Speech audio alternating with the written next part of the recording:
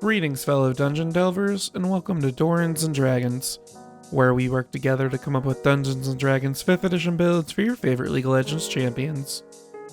Today we're building Lillia, the Bashful Bloom. Lillia is a fawn-like creature born of Ionia's Dreaming Tree. She spent the first part of her life in the Garden of the Dreaming Tree, tending to it, and the dream buds spawned from the dreams of mankind. Through these dream buds, Lillia thought she was learning about them, but instead she grew attached to an idealistic version of them. Once war came to Ionia, several mortals actually invaded the garden, slicing off Lillia's dream branch. She lashed out in a panic, putting all of the warriors to sleep, stunned at how different the humans she encountered were from the ones she knew of in their dreams. While they slept, Lillia used her magic to brighten each of the warriors' dreams, helping to coax them onto a lighter path. They awoke one by one, completely forgetting why they had come to the garden, and wandered off. Lillia left the garden as well, determined to give humanity the chance to realize the versions of themselves they dreamt about becoming. Before we get started with the build, go ahead and like the video and hit that subscribe button so you're always notified when we release our builds. We'd like to thank one of this month's Doran's Blade patrons, Sage Yokosuka. Thank you so much for your support. It means a lot to us. Sage chose Lillia to build as part of the rewards for our Blade Tier Plus patrons. Come join us over on Patreon today for just $1 to get access to our awesome Discord community where we talk League and D&D all day long. Alright, now let's get into it. Here's a quick preview of the build. For race, we're going with Centaur. Per usual, our stats are going to be determined using the standard array. For our stat priorities, we're going to max Wisdom and Dump Strength. We do have a multi-class requirement of 13 in Wisdom, Dexterity, and Charisma. Our leveling path is going to be levels 1 through 2 in Ranger, levels 1 through 5 in Sorcerer, then back to Ranger for 6 levels, and then we'll finish the build as a Sorcerer. Lillia's passive, Dream-Laden Bow, is going to be the damage from Favored Foe, and the healing from Cure Wounds. Our Q, Blooming Blows, is going to come from a flavored Sword Burst and Haste. Our W, Watch Out, Eep, will come from Zephyr Strike. Our E, Swirl Seed, is going to be Chromatic Orb, enhanced with Spell Sniper and Distance Spell. And finally, we get our ultimate, Lifting Lullaby, from Sleep. For race, we're going with Centaur, though you're more Bambi on the bottom than Shadowfax. Unlike Bambi though, your mother is still alive. We're going to use Tasha's origin adjustments to give us a +2 to Charisma and a +1 to Wisdom. Then you have a bunch of little features that Centaurs have. First off, your base speed is a whopping 40 feet to start. You're a Fae, so Hold Person is going to ping ping right off of you and piss your DM right off. Charge is going to let us run 30 feet straight toward a target and whack it with our staff, and then take a bonus action to hit it with our hooves. Speaking of our hooves, they're natural weapons we can use to deal 1d4 plus our strength mod in bludgeoning damage. These aren't going to do too much because we dumped our strength, but hey, you have them. Equine build is going to make you one size larger when it comes to carrying capacity and the weight of things you can move around. The downside is that climbing is going to cost you 4 feet of extra movement instead of 2.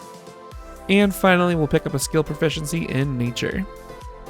For background, we're going to focus on Lillia's quest to awaken the dreams of all Runeterrans with Far Traveler. Far Travelers gain proficiency with Insight and Perception, and the All Eyes on You feature. To be fair, if you saw a half deer, half person wandering around town, your eyes would be on them as well. But we're going to use that to our advantage by parlaying that positive attention into conversations with important people, and hopefully gleaning some information you otherwise might not have learned. For stats, we're going to go with the balance we need to make those crazy leaps with the standard array. Roll if you want to, just keep at least a 13 in Wisdom, Dexterity, and Charisma for multi-classing purposes. Wisdom's up first. All those years spent in the dreams of others and the garden taught her plenty about the world. Charisma's next. Lillia is an endearing character, and her charisma is going to power a lot of her magic. Dexterity's after that for the insane leaping and movement she performs. Then we'll take Constitution for a little bit of health. We'll have an average intelligence and dump strength. For equipment, we're going to get Lillia's Dream Blossom Sensor with a quarterstaff that will twirl around.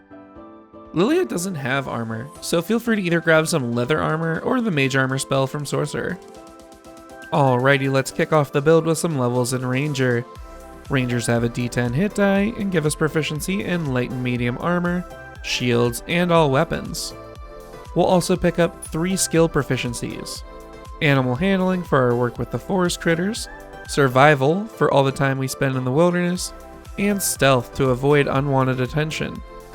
If you've watched this channel for any length of time, you know I think Tasha's improvements to the Ranger class should be the absolute standard when it comes to this class, so we'll take them here. Deft Explorer is going to give us expertise in nature this level, and we'll overcome our equine build limitations at level 6 with a climbing and swimming speed equal to our walking speed. Plus our base walking speed will get bumped by 5 feet as well. Favored Foe is going to give us the consistent damage from our passive by letting us mark our targets when we hit them, letting each subsequent attack on that creature deal an additional 1d4 damage. Second level Rangers learn a fighting style and can cast first level spells and cantrips. We'll take a page from our Druid siblings with the Druidic Warrior fighting style. It's going to give us 2 cantrips from the Druid spell list that we'll use our wisdom to power. We'll grab Shillelagh first to let us smash our enemies with our staff. Shillelagh is going to turn our quarterstaff into a d8 damage magical weapon, and we can use our wisdom to make the attack and damage rolls instead of strength. Druidcraft is going to let us do the little things throughout the forest, like make flowers bud and plants gently stir. We're also going to grab our W with a first level spell.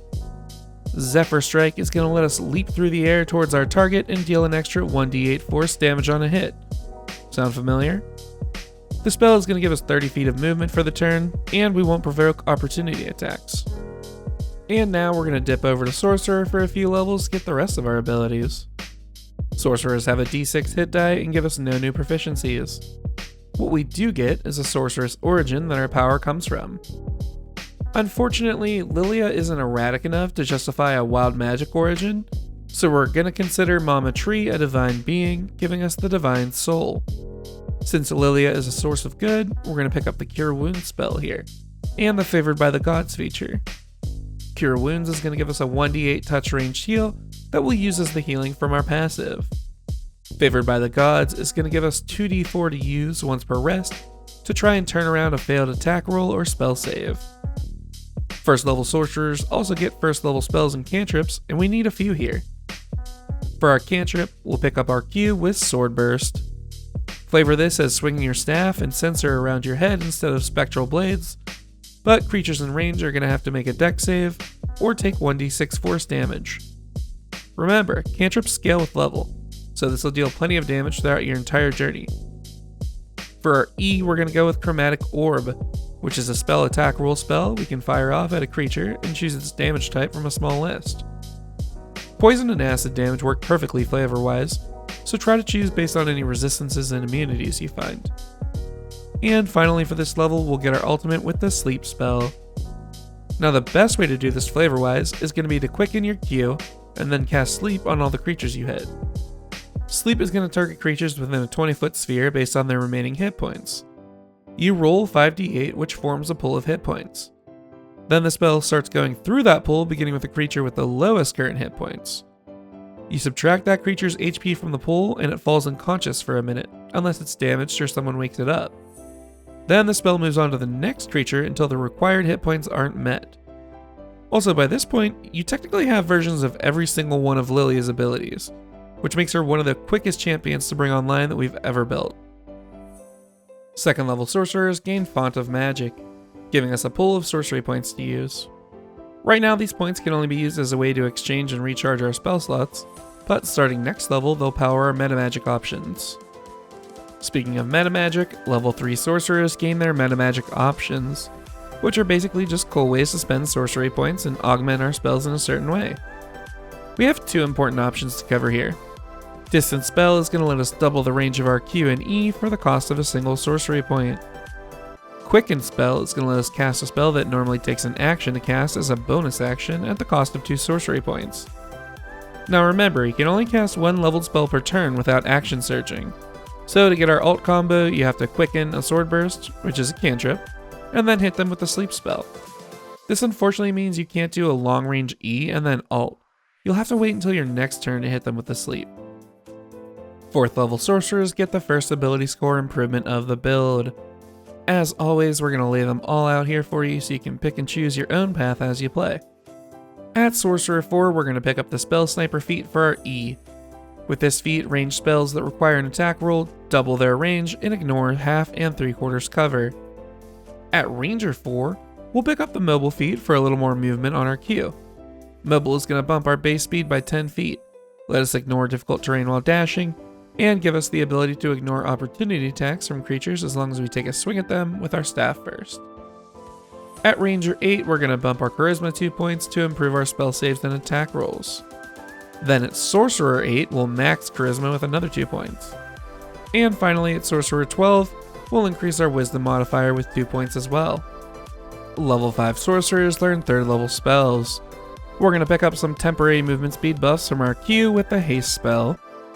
Haste is going to boost us for a minute, doubling our speed, giving us +2 to AC, and advantage on dex saves. On top of all that awesome sauce though, you'll also be able to take a special action each turn.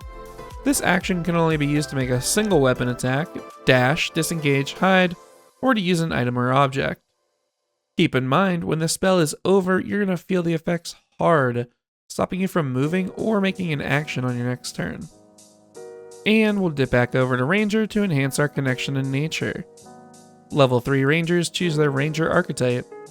We're going to bond with nature even more deeply as a Fey Wanderer. Fey Wanderers gain some additional spells, Dreadful Strikes, and an otherworldly glamour. Dreadful Strikes are going to give us even more passive damage, giving us an extra D4 psychic damage on our attacks once per turn. Otherworldly Glamour are going to give us a little boost to our charm, letting us add our Wisdom mod to any Charisma checks.